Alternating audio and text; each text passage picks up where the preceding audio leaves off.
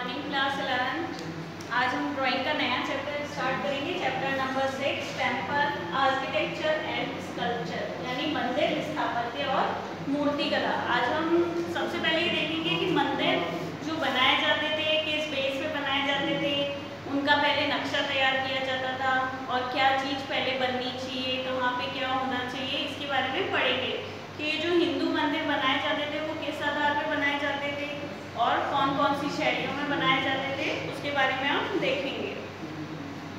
तो आइए स्टार्ट करते हैं। हम अपना पेज नंबर हमारा है ये 69, टेम्पल आर्किटेक्चर एंड स्कल्पचर, यानी मंदिर, स्थापत्य और मूर्तिकला।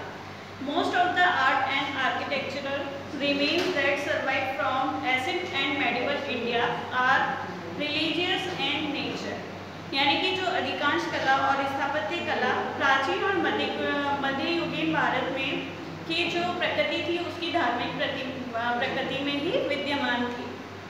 That does not mean that people did not have art in their homes at those times, but domestic dwellings and the things in them were mostly made from material like wood and clay, which have prized, यानी कि ऐसा माना जाता है कि पहले ऐसा हम ये नहीं सोच सकते कि पहले के जो लोग थे उनको किसी तरह की जानकारी नहीं थी। घरेलू उनके जो आवास होते थे उसमें किसी तरह की कलात्मक रूप नहीं देखा जाता था, ऐसा चीज़ नहीं है। वो लोग काफ़ी कलात्मक रूप से अपने घरों व मंदिरों का निर्माण करते थे, लेकिन वो इन चीज़ों को जो बनाते थे अपने घरों को या मंदिरों को, तो उस समय अधिकतर लकड़ी और मिट्टी का प्रयोग करते थे। इस कारण से वो लंबे समय तक नहीं चल पाते और नष्ट हो गए थे। This chapter introduce us to many type of temple from India. ये जो हम चैप्टर पढ़ेंगे इसमें देखेंगे कि हम किस किस तरह के जो मंदिर हैं वो पाए जाते हैं भारत में। Also we have focus mostly in Hindu temple, और हम मोस्टली इस चैप्टर में पढ़ेंगे हिंदू मंदिरों के बारे में। At the end of the chapter you will find some information on major Buddhist and Jain temple too. इस पार्ट के अंत में आप देखेंगे कि हमें कई तरह की इंफॉर्मेशन मिलेगी कि बुद्ध और जैन मंदिरों में क्या क्या खूबियाँ होती है। However, at all time we must keep in mind that religious shrines were also made for many local clusters in village and forest area, but again not bring of stone and ancient or medieval shrines in those area have also vanished. ये बात हमें अपने दिमाग में रखनी होगी कि जो धार्मिक स्थल थे वो अधिकतर बने हुए थे गाँव में और जो जंगलों के क्षेत्रों में, जंगल वाले क्षेत्रों में, लेकिन जो वो बने थे स्टोन के, पत्थरों के बने गए थे। जो अभी जो निर्माण किया गया है इनमें मध्यकालीन युग में जिन मंदिरों का निर्माण किया गया था वो पत्थरों का बना था और वो आज भी देखने को मिलता है, लेकिन कुछ जो मंदिर है वो आज के समय में बिल्कुल गायब हो चुके हैं, वो अब नहीं पाए जाते। Early temples, while construction of stupa continued, Brahmanical temples and image of God also started getting construction, यानी कि जब स्तूपों का निर्माण किया जाता था, बुद्ध का प्रतिमा रखी जाती थी, भगवान बुद्ध के लिए जो मंदिर बनाए जाते थे, उस समय से ही मंदिरों में भगवान की प्रतिमाओं को लगाना प्रारंभ कर दिया गया था। Often temple were decorated with the image of God, यानी कि मंदिरों का जो अलंकृत किया जाता था, मंदिरों को जो सजाया जाता था वो भगवान की मूर्तियों को बना के सजाया जाता था।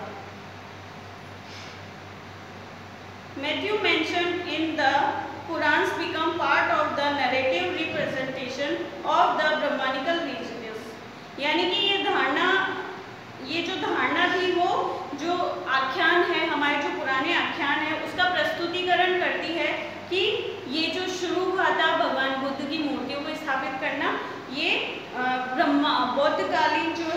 बौद्धकालीन पुराणों में देखा जाता है कि उस समय से ही भगवान की मूर्तियां रखी जाने लगी थी।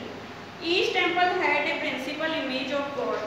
जो हर एक मंदिर है वो भगवान की प्रतिमा का एक रूप, उनका जो एक रूप है उसको प्रदर्शित करता था। The shrinks of the temples were 3 kind, जो पूजा घर होते थे वो 3 तरह के होते थे। संदर टाइप यानी संदर प्रकार का, विदाउट प्रदक्षिणा पथ, प्रदक्षिणा पथ होता है कि मंदिर बनाया जाता है लेकिन उसकी परिक्रमा करने के लिए कोई जगह नहीं छोड़ी जाती थी, तो उसे कहा जाता था संदर टाइप। सेकंड है निर्धर टाइप, निर्धर टाइप कहा जाता है विथ प्रदक्षिणा पथ, यानी कि ऐसे मंदिर जिसमें परिक्रमा करने के लिए भी जगह बनाई जाती है उसको कहा जाता था निर्धर type.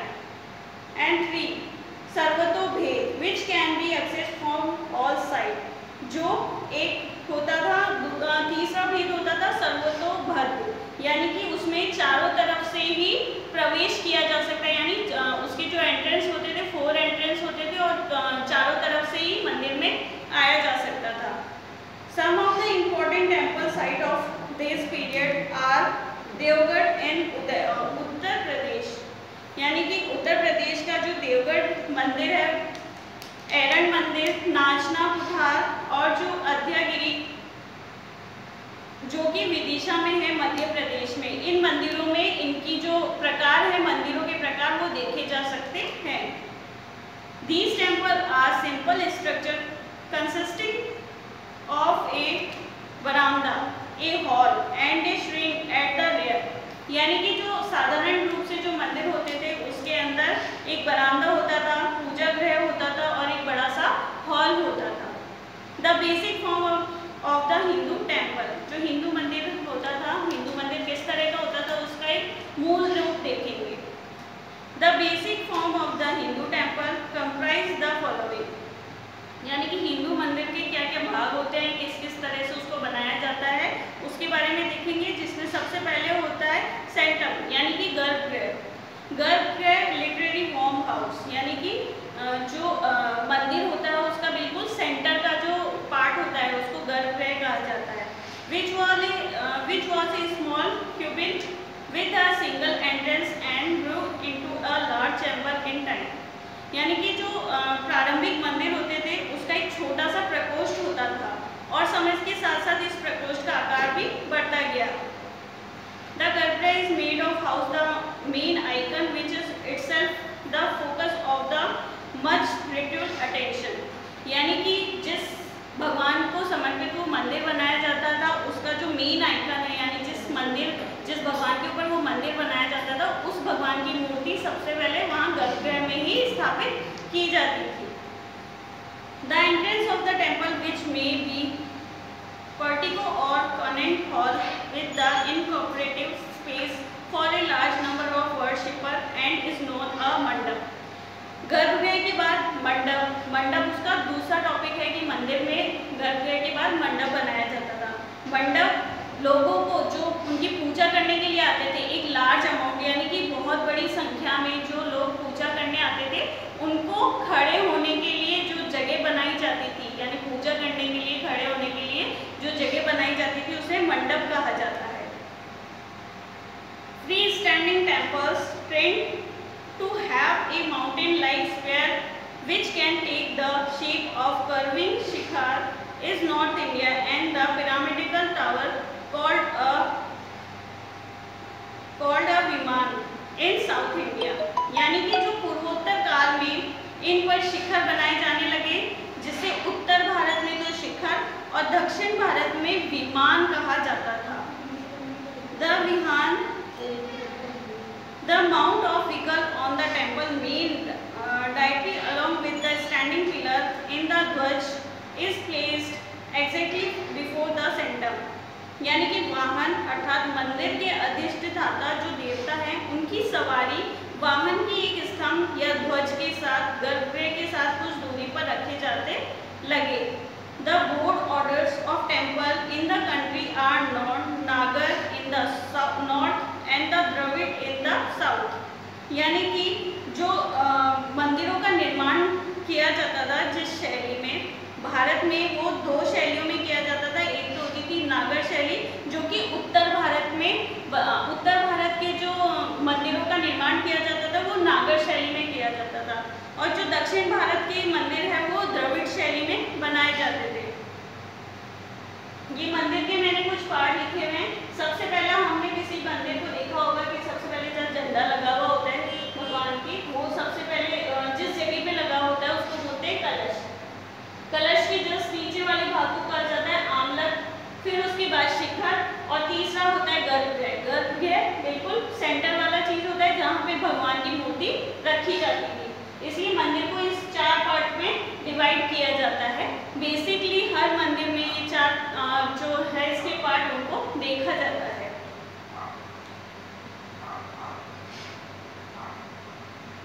At time or vessel style of temple as independent style created through the selective mixing of the Nagar and Dravid। Dravida और नागर शैली को मिश्रण करके एक नवीन शैली बनाई गई थी जिसे कहा था वेसर शैली। यानी कि वेसर शैली को मुख्यतः इसी रूप में जाना जाता था कि वो 2 शैलियों को मिलकर बनाई गई है, एक तो द्रविड़ शैली और एक नागर शैली। Arab old studies are available on the various sub-style within these orders। यानी कि इन परंपरागत मुख्य श्रेणियों के अंतर्गत कलश और भी कई उपशैलियाँ आती है। We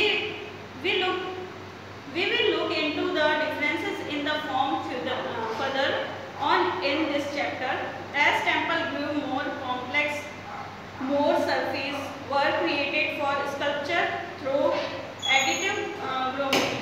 यानी कि आगे चलकर हम इस अध्याय में इस उपशैलियों के जो डिफरेंसेस है, इनमें जो चेंजेस है, किस तरह का इनमें चेंजेस है, किस प्रकार ये दोनों ये सब अलग अलग है, उसके बारे में चर्चा करेंगे। आगे चलकर मंदिरों के भवनों के निर्माण में जो जटिलता बढ़ती गई, उनमें तरह तरह की प्रतिमाओं की स्थापना भी होने लगी। More and more rhythmically projecting. यानी कि बाद में ये जो मंदिर है लगभग सभी मंदिरों में एक ही तरह का रूप लिया जाता था, लेकिन फिर भी इनका जो निर्माण होता था उसमें बदलाव आते गए और समय के साथ साथ इसमें काफ़ी बदलाव आए और इनमें चेंजेस आने लग गए थे। वो हम धीरे धीरे जो आगे के मंदिर पढ़ेंगे उसमें देखेंगे कि किस तरह इनमें चेंजेस आने लगा। नेक्स्ट टॉपिक है हमारा sculpture, iconography and ornamentation. The study of image that is fall within a branch of art history called iconography, which consists the identification of image based the certain symbol and methodologies associated with them, and very often while the fundamental maths and meaning of the deity may remain the same of countries, is specified uses at the spot can be response to its local and immediate social, political और geographical consist। इसमें लिखा गया है कि मंदिरों का जो निर्माण किया जाता था वो किस तरह से उसकी भौगोलिक स्थिति के अनुसार किया जाता था। यानी कि मंदिरों का निर्माण करने से पूर्व ये देखा जाता था कि वो किस जगह पे बनाया जाता है, उसके जो किस तरफ उसका प्रवेश द्वार होना चाहिए, किस तरफ उसका गर्भगृह होना चाहिए। बाद में ये सब कुछ सोच विचार करके ही मंदिरों का निर्माण किया जाता था। यानी कि मंदिरों को बनाने से पहले उसका नक्शा तैयार किया जाता था और उसी आधार पर उसको निर्माण किया जाता था। इसलिए समय के साथ साथ इसमें काफ़ी सुधार आते गए और इसमें काफ़ी बदलाव भी आ सके। तो आज हम अपना चैप्टर यहीं पे कंप्लीट करते हैं। इसका जो नेक्स्ट टॉपिक है वो हम नेक्स्ट वीडियो में देखेंगे। ये आपका जो ये चैप्टर है ये काफ़ी बड़ा है, हम एक एक टेम्पल को पढ़ेंगे एक एक वीडियो में ताकि आप लोग ज़्यादा कंफ्यूज ना हो।